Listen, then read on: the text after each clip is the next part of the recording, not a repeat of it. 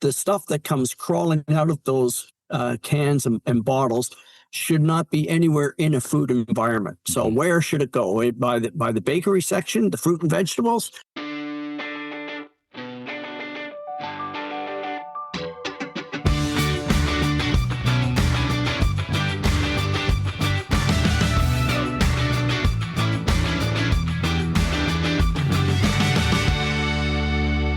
Welcome back to Closer Look. It's Monday, the 22nd day of September. Michael Friscolanti, editor-in-chief here at Village Media, is here. I am Scott Sexsmith. Welcome back to the program. Okay, let's get right to it. Breaking news earlier today out of Queen's Park. Yeah, the workday kind of started with some major news coming out of the provincial legislature. The journalists who cover Queen's Park were given a very brief alert out of the Office of the Premier saying that Sault Ste. Marie MPP Chris Scott is no longer in caucus. Right. No explanation of what happened. That was it. Just one line. That's one line. And we know from experience that when that kind of thing happens, there's something big that happened to lead to that being done. By the middle of the morning, our team at Suit Today, Kenneth Armstrong, working with our team at the Trillium, Jessica Smith-Cross, Charlie Pinkerton, putting out the breaking news story. Ken pulled the court records from the courthouse here in Sault Ste. Marie. And it turns out that Chris had been charged over the weekend with one count of assault and one count of assault with a weapon, which obviously led to what happened. Right. Now, at the same time, Premier Doug Ford was giving a morning press conference and was asked about, because before the charges were announced, someone asked him, well, what happened? And he said, you should go talk to the Sault Ste. Marie police. Yes. So obviously, Premier Ford was briefed on the fact that there was a criminal investigation and criminal charges laid. That's what we know at the moment as of tonight. Things we record this a couple hours before it comes out, so a lot could happen in the couple hours. It opens up a ton of questions. He's out of caucus, so he's now an independent MPP. Right. He's facing 2 serious criminal charges. Will he resign as an MPP and just say, that's enough, I have to deal with these criminal matters? Could that trigger a by-election here in the Sioux? What's interesting too, Scott, is I don't know if people remember, but this was one of the closest races in the February election. Like 118 votes. And it was an interesting dynamic because Chris is a newcomer to Sault Ste. Marie. He worked for former MPP Ross Romano, but is not from Sault Ste. Marie. And in the 2 years prior, had actually been working in the office of Premier Ford. That's right, yeah. And was handpicked by the Premier to run in this riding. Came back, ran, insisted he was going to be a strong voice for Sault Ste. Marie, that he knew the issues here. Mm-hmm. And he was up against a very well-known member of the local community, a city councillor, Lisa Vezo-Allen, who has worked on all kinds of different charitable organizations in the Sioux. She's very well-known, and she ran for the NDP. And it was a super tight race, like you said, a little more than 100 votes separated them. Chris Scott won, and now all of a sudden, poof, he's out of the caucus. And so it leaves that community wondering, we voted, the community voted for the person who was going to be part of the governing party. Everyone knew Doug Ford was going to win the election. The polls were all showing it. Of course, yeah. They chose the governing party over a strong local representative. So it'll be really interesting to see what happens. By the time this comes to air, who knows where we'll be. He may have already resigned. Yeah, who knows? But it's not every day that a sitting MP or MPP is charged with serious criminal offenses that trigger them being booted from caucus. So some big news. Our team at Suit Today has been breaking the news. They've led the country on this story. Yes. No one else. We had the charges first. Our team at the Trillium has been working alongside them. So if you're looking for the up-to-the-minute coverage, obviously you'd stick with Suit Today and the Trillium. We're going to have a lot more on this in the hours to come. We'll probably be talking a lot more about it on the show as well this week. All right, let's get to tonight's show. And where do I bring my empties and what's going on with that? Yeah, sticking with the provincial government. This has kind of been a brewing problem, pardon the pun. You've been just waiting. I've been waiting hours to say that. But we know that the Ford government allowed liquor and spirits and beer to be sold in convenience stores, grocery stores. But there's this problem brewing because independent grocery stores are saying, what are we going to do with all these empties? Because we now have to accept the empties that come back. And these are grocery stores. They're not built to be a major recycling operation. So we're kind of hearing horror stories from local grocery store owners around the province, around the country, about how they're going to handle this. Because it's mandatory by January 1st that they get on board. That's right, yeah. And a lot of them are starting to say, forget it. I'd rather not sell liquor, because the hassle and the safety and public health concerns of having all these dirty beer bottles right in my grocery store are just not worth it. No. So it's kind of a really interesting topic. So we're going to speak to Gary Sands. Gary Sands is the VP of Government Relations at the Canadian Federation of Independent Grocers. He's been with the independent grocers, I think, for 25 or 30 years. Yeah. He knows the issues inside out. We're going to chat with him about beer bottles. We're going to talk tariffs, inter-provincial trade. what's the difference between made in Canada and produced in Canada, Right. and the whole Buy Canadian movement. I think it'll be a great conversation, so good timing. It's going to be. Crack a cold one. Have a watch.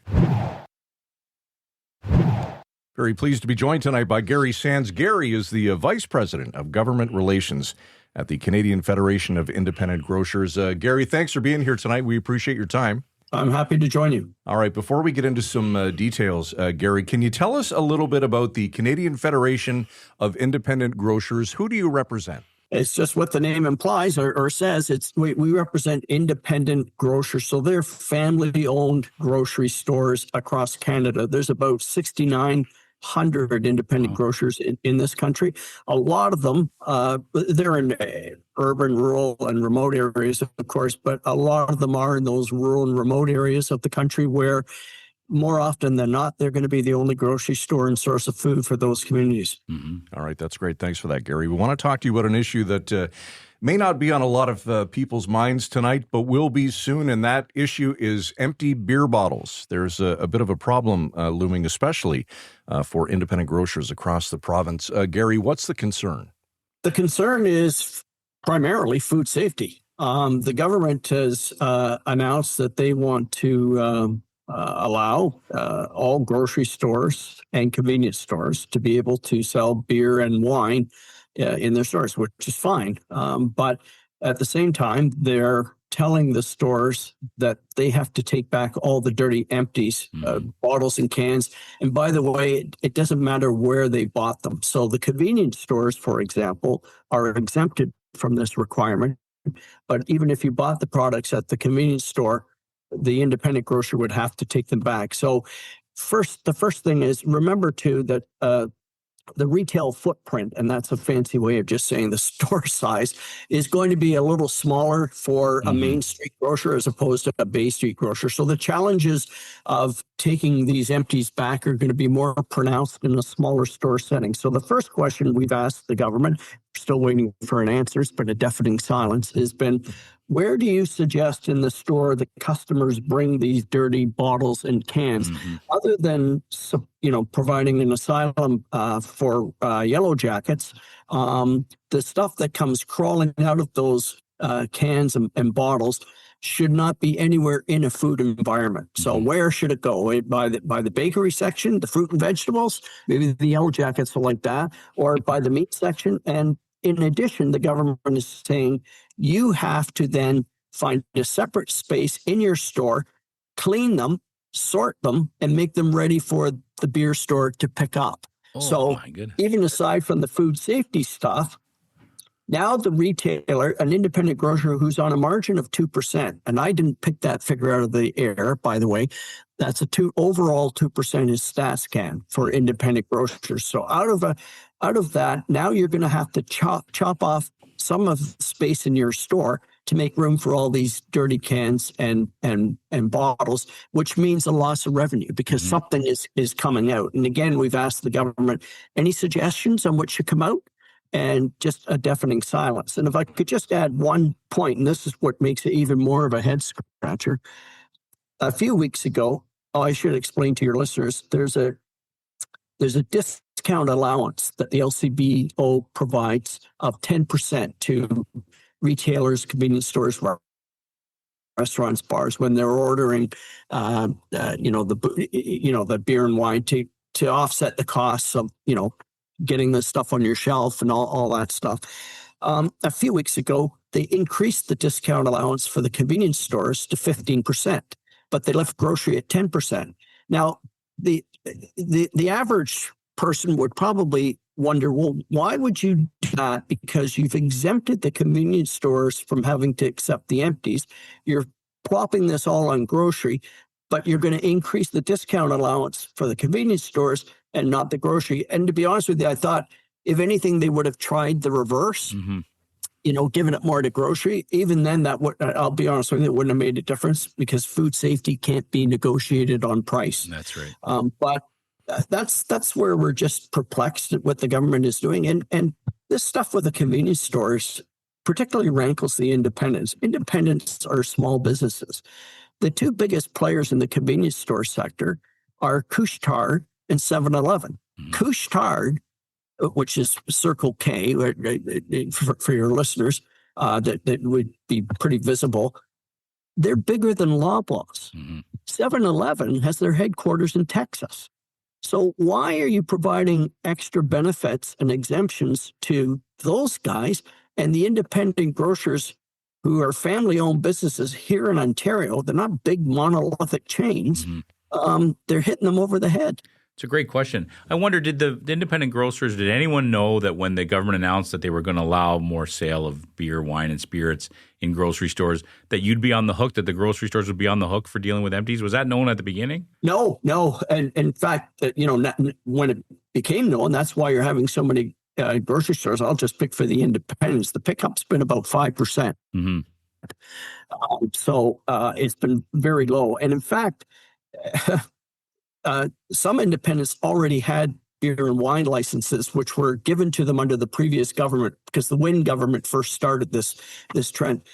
Nothing in their agreement says anything about recycling. So as one of our members pointed out to the government, how come when you wanted to get out of your agreement with the beer store, you threw them $250 million, but with our agreements, you just ignore them? Because those independents, they have agreements. There's nothing in those agreements that says anything about taking back empties, but we're just going to ignore that. And what was their response, Gary? I'm still waiting. Just like the other ones. Gary, I'm being honest with you. Yeah, you guys, you could reach out to the government. You'll get the same answer we did, which is crickets. And are you still waiting for an answer as to why convenience stores got that 15% discount versus grocers at 10%? Anybody challenge the government? Oh, no. We've asked them, and we're still waiting for an answer to that one. Why are small business grocers not getting that, and the big monolithic multinational chains like Couche-Tard and 7-Eleven are getting it? No answer. Okay, what about independent grocers thinking of canceling their liquor selling licenses because this has become such a concern? Is that a thing? Is that happening? Is there talk of that? Absolutely, and I wouldn't keep repeating it if it wasn't true, and I wasn't absolutely convinced that it's true. We have independent grocers who have licenses that they received under the previous system, and they have indicated that on January 1st, when they're required to take back these empties, if that hasn't been changed, they're turning in their licenses. And that you can take to the bank. It's guaranteed. You can interview me again in January if this hasn't changed, and I'll give you the names of the independents who absolutely will cancel their license. I'll put that on the calendar for January 1st to make sure we get you on. But that's interesting, right? You can imagine the dilemma that a grocery store owner has, right? They know that it's like you said, especially if you're in a smaller community where you're the only game in town. People want to be able to buy liquor at your store, but you're also struggling with, I can't handle this demand where I have to take back all the recycling. That's a tough call for an owner. It is, but especially we have to think outside of Toronto. I at least I'll speak for myself. I'm here in Toronto, but we have to think about the rest of the country, the rest of the province, and much of this province is much different than Toronto. So just so I'm clear, Gary. By January 1st, it's mandatory that if you're part of this, you have to be accepting recycling. And only a few right now have actually opted in and started doing that. Is that right? That's right. If you are within 5 kilometers right now, if you're within 5 kilometers of a beer store location, you do not have to accept the recycling. As of January 1st, that reference is completely gone. It doesn't matter if there's a beer store next door to you. You have to accept the recycling. Okay, I see.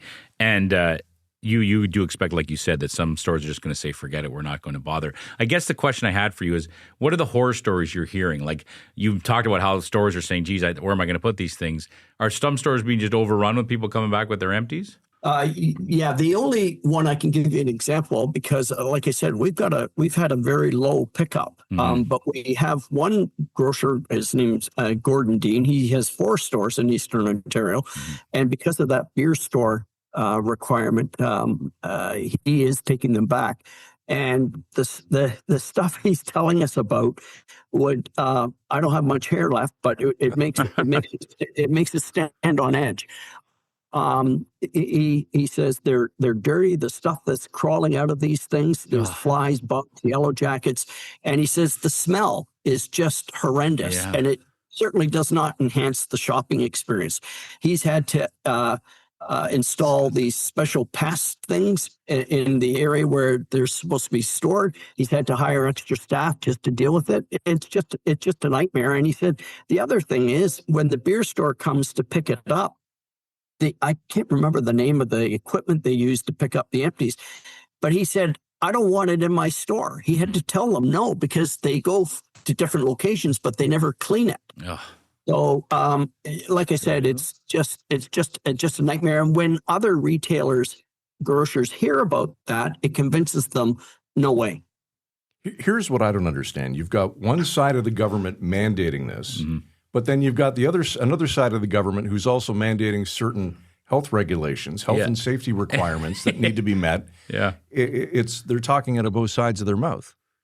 You know, that's hilarious that you're saying. I shouldn't say hilarious. That's actually one of the issues we took back to them is saying we've got your own government, public health authorities, and the CFIA enforcing certain regulations and expectations that you have around retail grocery.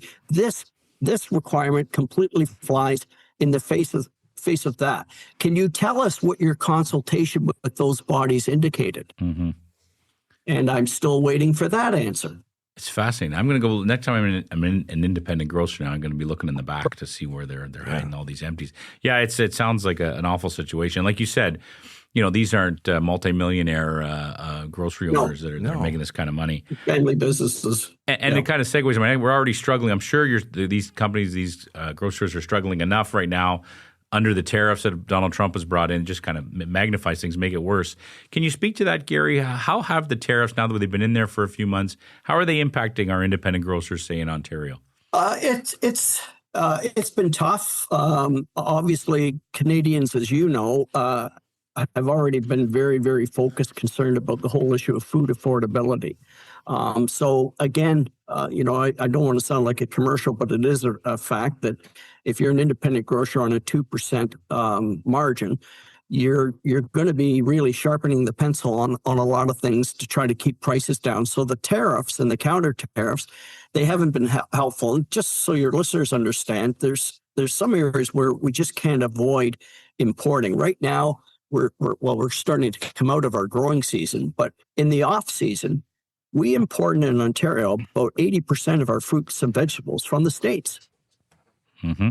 The other thing I will say, that if there's a positive and those costs, by the way, do have to be passed on to the consumer. I don't want to beat around the bush on that. And I you know, there's absolutely no way on those margins. If you have a product that's gone up 25% because of a tariff, you're passing that on. If you don't, you won't be an independent grocer. You'll be an out of business grocer.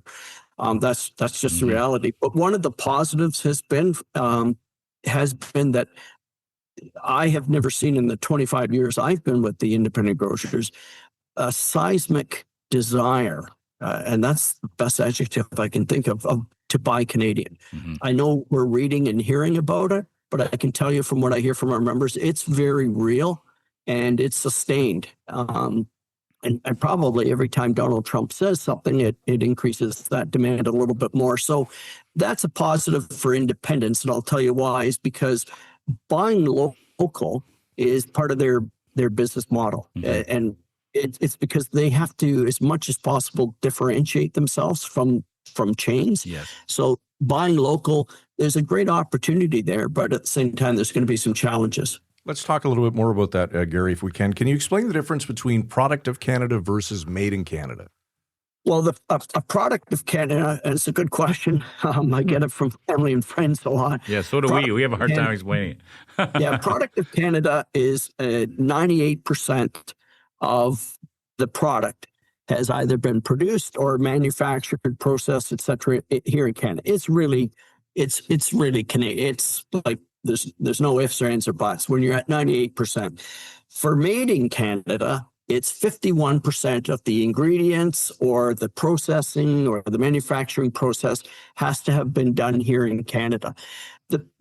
Now, that's a bit of a delicate issue because we all want to support Canadian. But I would say one of the challenges that we have in identifying Canadian products is, remember, I'll give you a couple of examples. Kraft Heinz, obviously a big, well-known American company. They process their stuff in Quebec. They employ over 1,000 Canadians doing that. Pepsi Frito-Lay, another big American company. They employ over 10,000 Canadians and have plants in Alberta, Nova Scotia, Ontario, Quebec.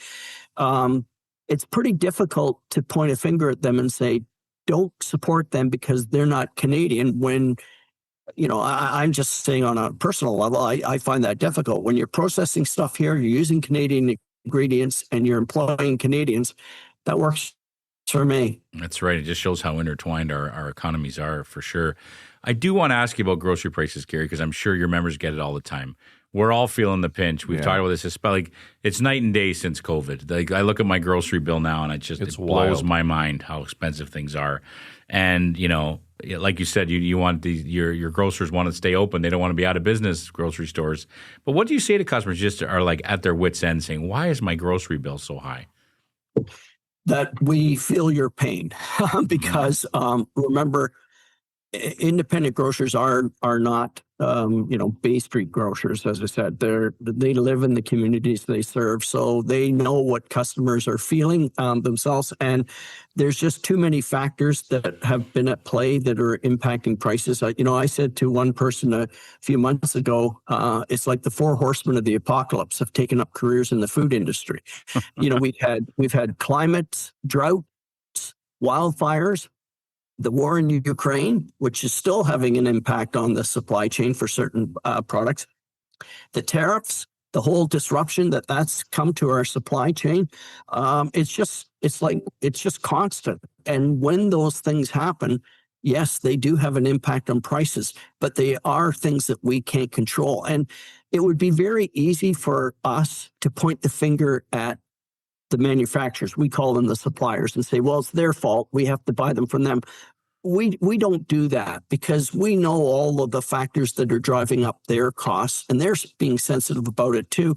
And the fact is, this is happening worldwide. It's not a Canadian phenomenon. So it's not an easy or maybe a palatable thing that people want to hear. But the fact is, those things are just beyond our control. And we don't have a crystal ball, which is another thing we don't have that's beyond our control. But do you see, will these stabilize, Gary? Do you think in 5 years from now we'll say, okay, things are at a little bit of a decent point? Because it just feels like now that it's full on skyrocket mode. Yeah, I do predict it will start to stabilize. One of the opportunities that's come out of the challenge of dealing with the Trump administration has been the desire to reduce inter-provincial trade barriers and start, doing more within our own country. I think that will lead to more opportunities for Canadian companies, and is something we welcome. And I think that will help stabilize prices. I really believe that. One of the things, though, that we're saying to governments, plural, the provinces and Ottawa, is that we support free trade in Canada, but we also want to see fair trade in Canada. And what we mean by that is it's one thing to say you want to buy Canadian. The reality is we are going to have to invest in Canadian. There are investments that this country is going to have to make, and that's going to require expenditures and investments from everybody, including industry. It's one thing, to walk into a store in Toronto and, be able to grab all the products that you can. Let me tell you, the cost of transportation and distribution in this country for many areas of Canada are significantly higher. Some of them, it costs 3 times the cost of getting a product to Newfoundland and Labrador, just because of the boat, the ferry and those kind of things. There's just so many products where those costs are much higher. If we can use the change in relationship that we've now had with the Americans, because we're pivoting from a north-south axis to an east-west supply chain axis. And I think that offers us some opportunities. And in the future, I believe 5 years from now, we'll see a much stable and a much more secure supply chain. That's good to hear. All right, good stuff. Gary, before we let you go tonight, any closing thoughts, anything you want to add?